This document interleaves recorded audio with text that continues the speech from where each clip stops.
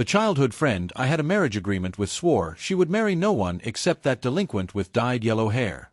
At our engagement party, she caused a huge scene, tearfully demanding that the engagement be broken off and telling all the guests that true love was priceless. I granted her wish, agreed to cancel the engagement, and chose to go abroad to take over the family business. She didn't know that only by being engaged to me could she continue living as the cherished daughter of a wealthy family. Without that engagement, she would be nothing. 3 years later, when I returned home to expand the family business, she barged into my office, pregnant, clinging to me and refusing to let go. Crying, she begged me, "Jonathan, I regret it. Can you take me away?" I stared at the pregnant, disheveled woman in front of me, barely recognizing her.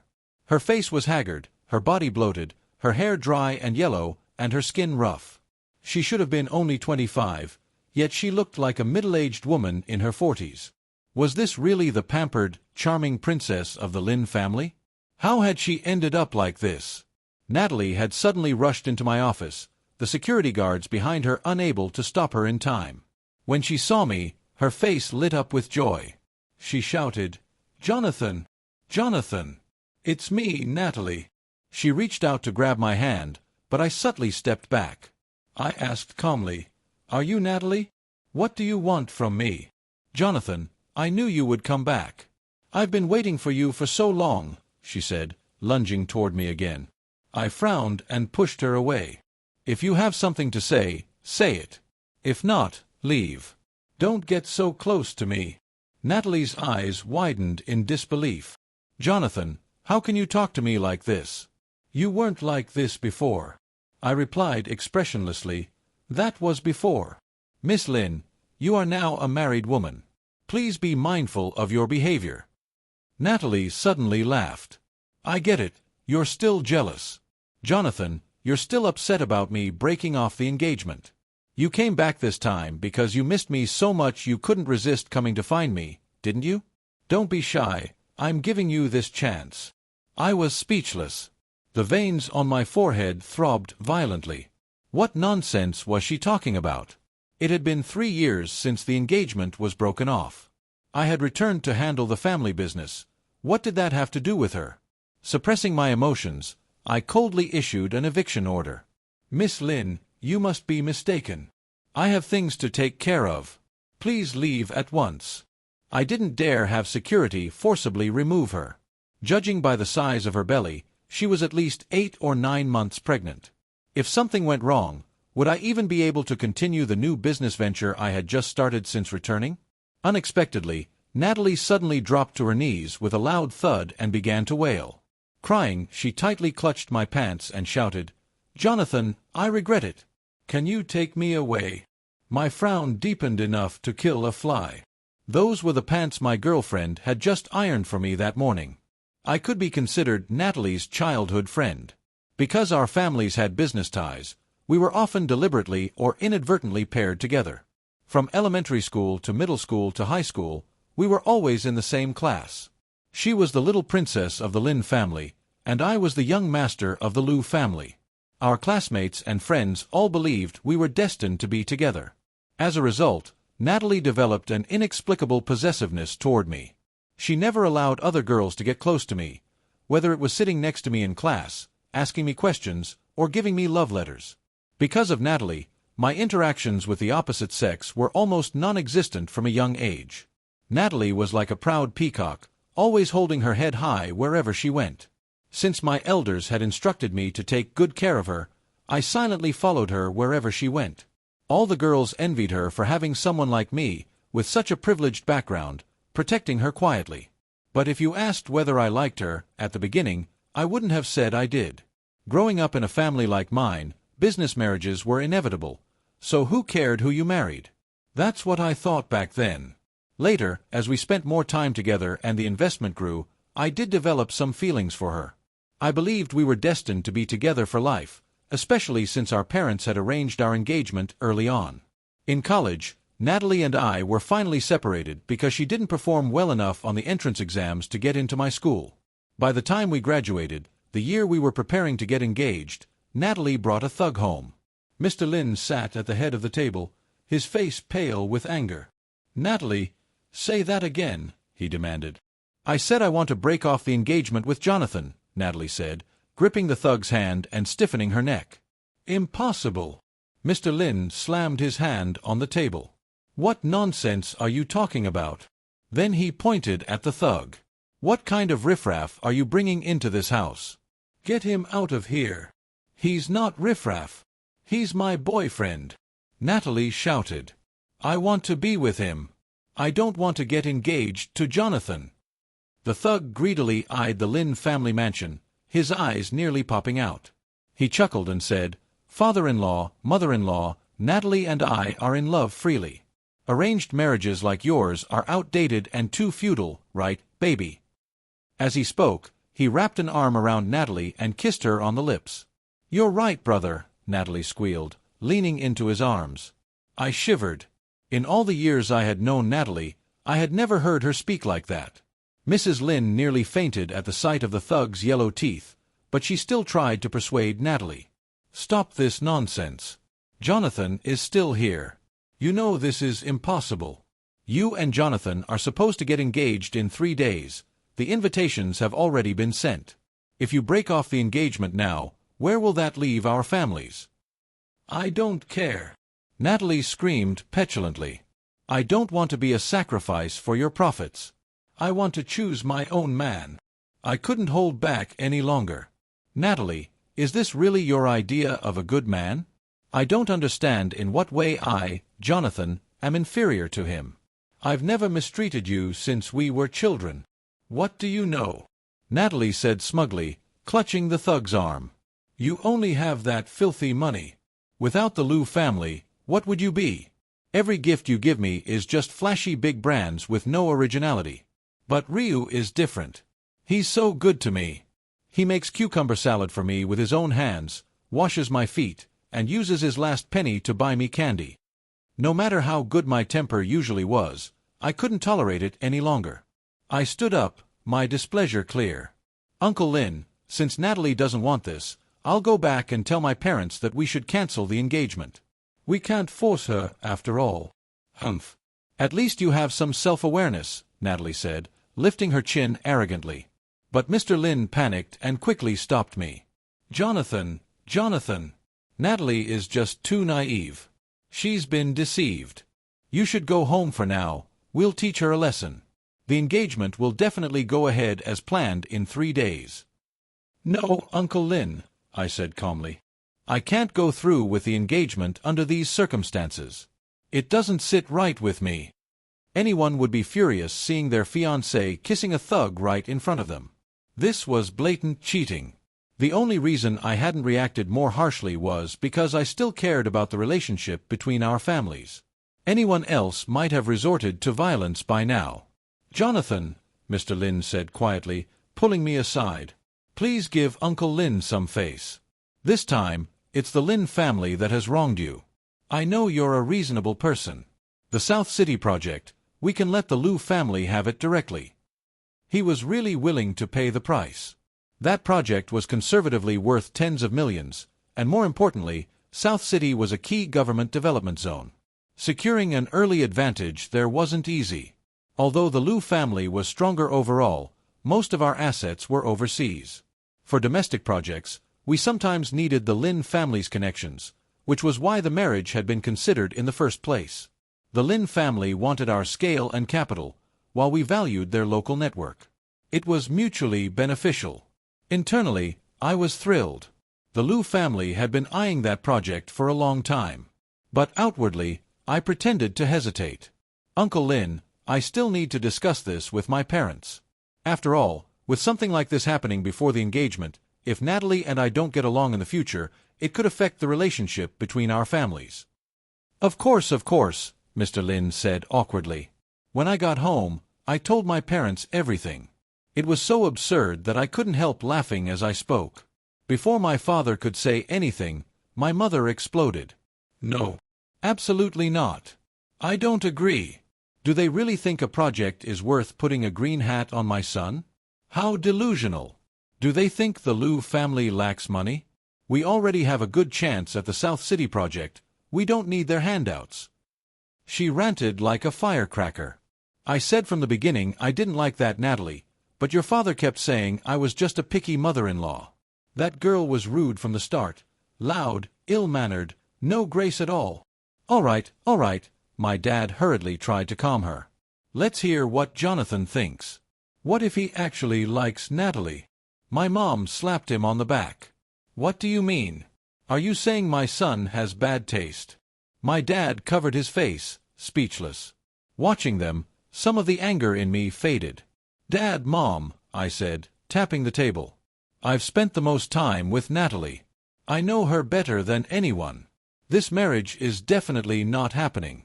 But this is also an opportunity for the Liu family. Their eyes widened. I continued, I can't swallow this humiliation after how Natalie treated me. I'm going to make the Lin family give up even more. My gaze turned cold. Since the Lin family's daughter made her choice, she shouldn't blame me for being ruthless. The marriage might not happen, but the Liu family would not be the one to cancel it. I laid out my plan and told them to cooperate fully. Look at our son, and then look at yourself, my mom said, tugging my dad's ear. You're 40 years old and still not as capable as your 20-year-old son.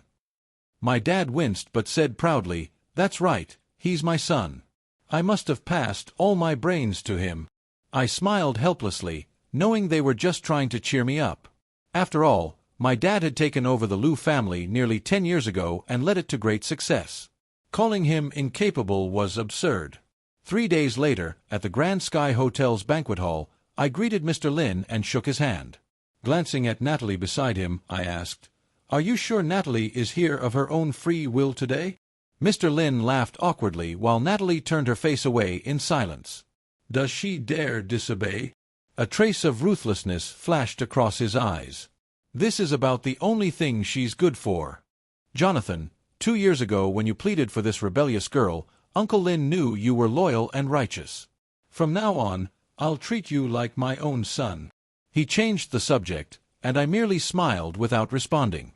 The hall filled with prominent figures from Yen City and representatives of various families. Many came to toast me, and I smiled and raised my glass. Even my best friend David came over, grinning mischievously. Man, I didn't expect you to be so young and already stepping into the grave of marriage. I shot him a look. Stop talking nonsense.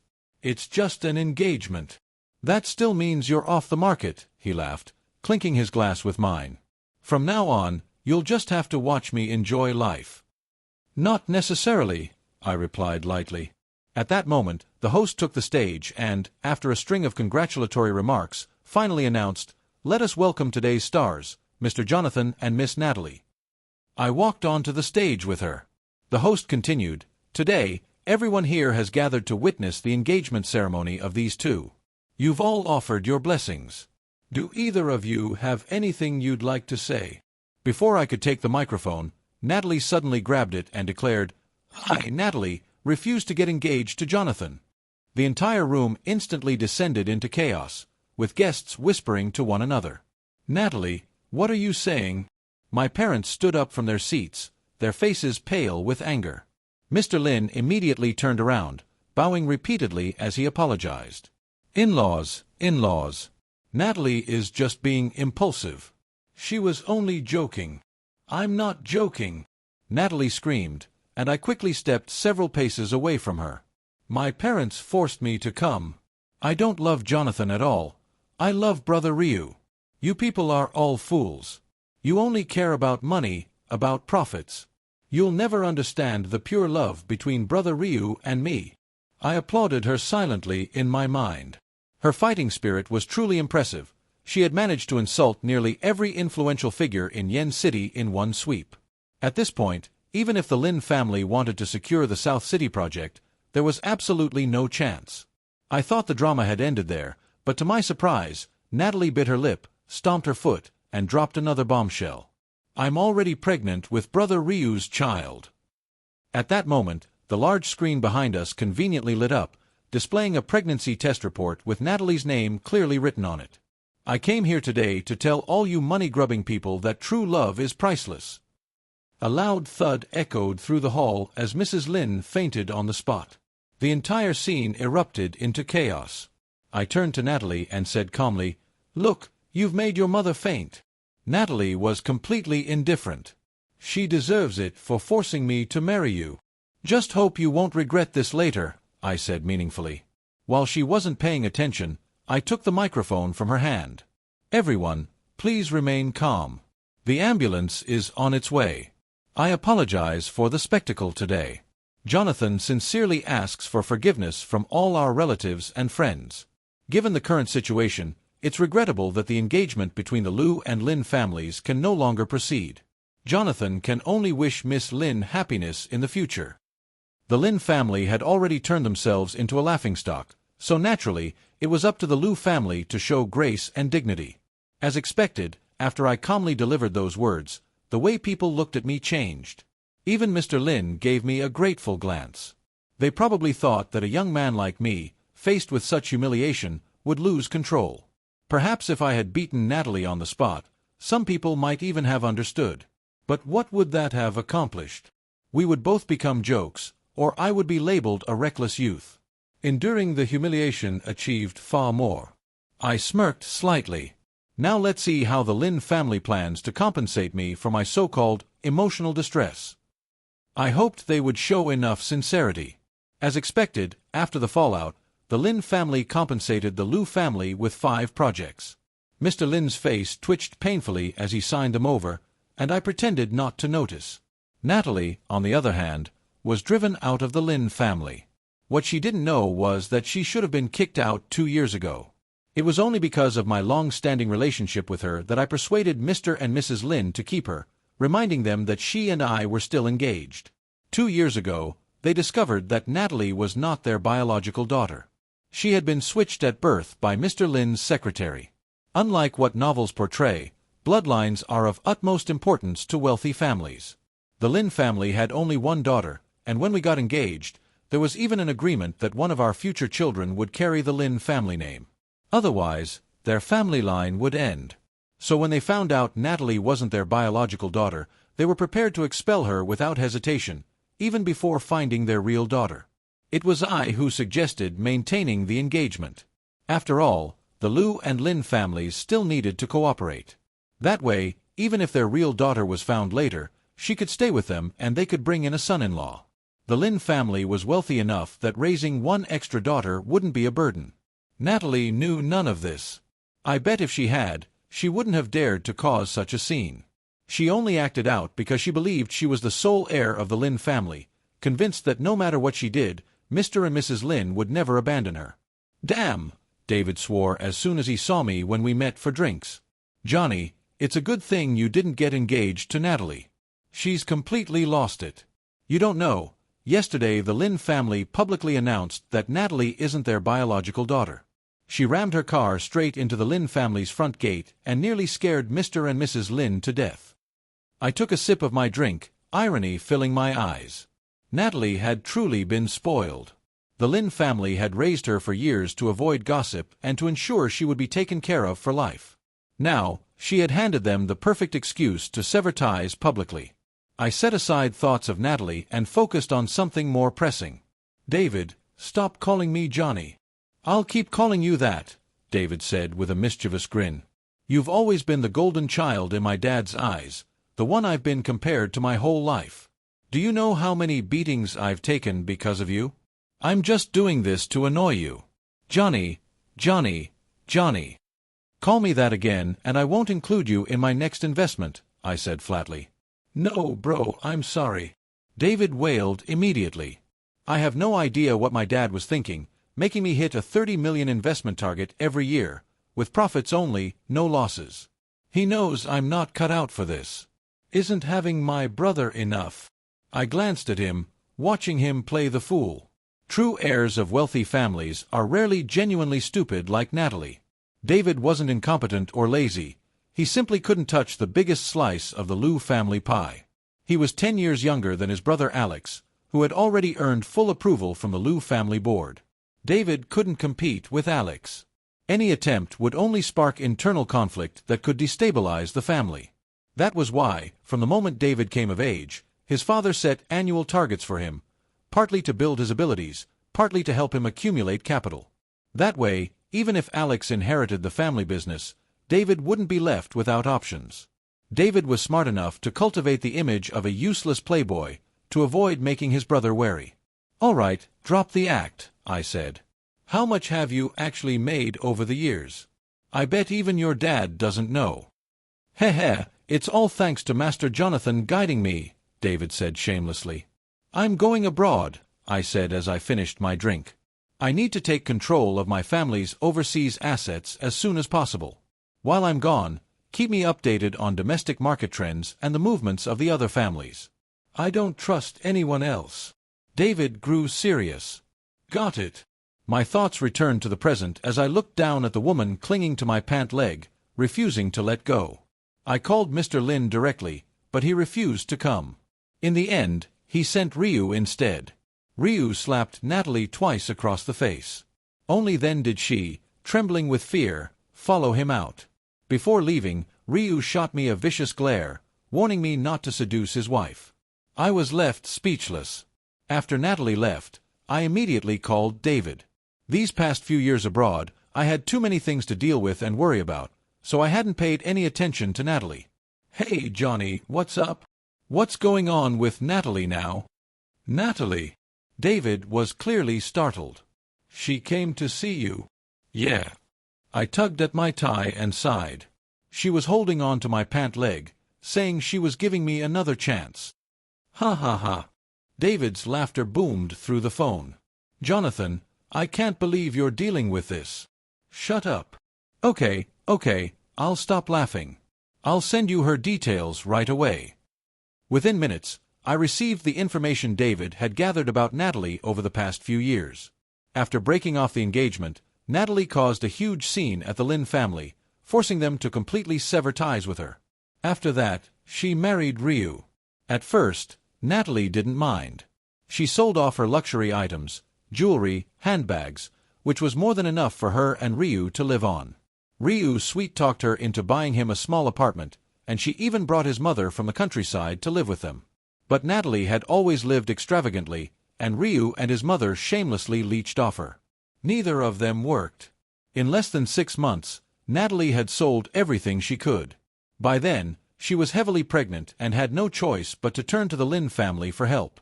The Lin family had been desperately searching for their real daughter. When Natalie found out, she made a thoughtless remark, saying their daughter was probably already dead and that they should just take her back in. At least she could take care of Mr. and Mrs. Lin in their old age. That comment nearly sent Mrs. Lin, who was already emotionally fragile, back to the hospital. Natalie was thrown out empty-handed. As for her loving brother Ryu, once he realized the Lin family had completely abandoned Natalie, his attitude toward her changed entirely. When Natalie returned home, Ryu and his mother initially greeted her with smiles. But once they saw she hadn't brought back any money, their faces turned cold. Natalie, oblivious, tried to cry on Ryu's shoulder about the Lin family's heartlessness. Ryu pushed her away and went straight to his room. His mother sneered, "Oh dear, so you don't even have a family to go back to. You're just an orphan now." From that day on, Ryu's mother ordered Natalie around to do housework. But Natalie, spoiled since childhood, couldn't endure it. She had a huge argument with Ryu's mother. When Ryu returned and saw them arguing, he didn't ask a single question. He slapped Natalie twice across the face. "Who gave you the right to talk back to my mom? How dare you hit me?" Natalie screamed, shocked, trying to slap him back. But as a pregnant woman, she was no match for Ryu. He grabbed her wrist and slapped her twice more. "I'll hit you again. I thought I married into a wealthy family, but it turns out you're just a fake. You couldn't even bring in a single cent. So what are you still proud of? My mom asking you to do housework is giving you face. How dare you disobey her? I'll beat you to death." Natalie ran away from home. How ironic. She had looked down on us commoners for the sake of her so-called love, yet because she failed to bring back money, she was abused repeatedly by the man she adored. She first returned to the Lin family, apologizing and begging to be taken back. She didn't even make it past the front gate before being chased away. Next, she sought out her former girlfriends, hoping they would take her in. But during their friendship, Natalie had always acted superior, using her Lin family status to dominate them. Though they called themselves sisters, she treated them like followers. No one was willing to help her. Those with manners made excuses. The blunt ones mocked her openly, nearly causing her to go into early labor from anger. The most cunning one pretended to sympathize, coaxed Natalie into venting while wiping away tears, then turned around and spread her story, exaggerated and full of ridicule. Natalie was utterly humiliated and no longer dared seek help from anyone in their circle. I heard she tried to find me, but by then I was already abroad. She got nothing. After wandering aimlessly for days, Natalie had no choice but to return home. What awaited her was another round of beatings. From then on, the Lin family's little princess seemed to have her pride completely crushed. Under Ryu and his mother's abuse, she learned to serve others. She often ended up bruised and swollen, yet outwardly still tried to save face, pretending Ryu treated her well. It wasn't until she was about to give birth that Ryu and his mother softened slightly. "This belly is so big, it must be a big grandson," Ryu's mother said every day. But Natalie's first child was a girl. I didn't need to read further to know what came next. Because she didn't give birth to a son, Ryu and his mother treated her even worse. They forced her to work before she even finished her postpartum recovery. Natalie tried to run away twice more, but she had no survival skills. Once, she found a job as a supermarket cashier, but after just a few days, Ryu dragged her home by her hair. Soon, she had a second child, another daughter. Those two daughters didn't just nearly break Natalie, they completely exhausted Ryu and his mother's patience. At one point, Ryu even broke her ribs. I closed the file and thought to myself, this was Natalie's so-called love. How utterly laughable. I picked up my phone and dialed a number. "Hey, honey, are you home yet?" "I'm home," a clear, gentle voice replied from the other end of the line. "How are you feeling?" I asked, still a little worried. "All good. Don't worry. I feel much more relaxed now." "All right," I said. "Make sure you tell your parents that I'll visit in a few days so we can discuss our wedding." "Okay, got it." I hung up, a faint smile forming on my lips. 3 years had passed, and I, Jonathan, was finally about to step into the so-called grave of marriage. I truly thought I would never see Natalie again. But 3 days later, at a Lin family banquet, she somehow managed to sneak in. She was dressed like a middle-aged housewife, completely out of place among the guests at such an event. At the time, I was discussing future investment directions with David. "Miss, may I see your invitation?" "You can't enter the banquet hall without one," a waiter said sharply. Hearing the commotion, we turned around out of curiosity. Several waiters had surrounded Natalie, trying to escort her out. "I'm Miss Lin," she screamed at the top of her lungs. "I'm here to see Jonathan." All eyes in the room immediately turned toward me.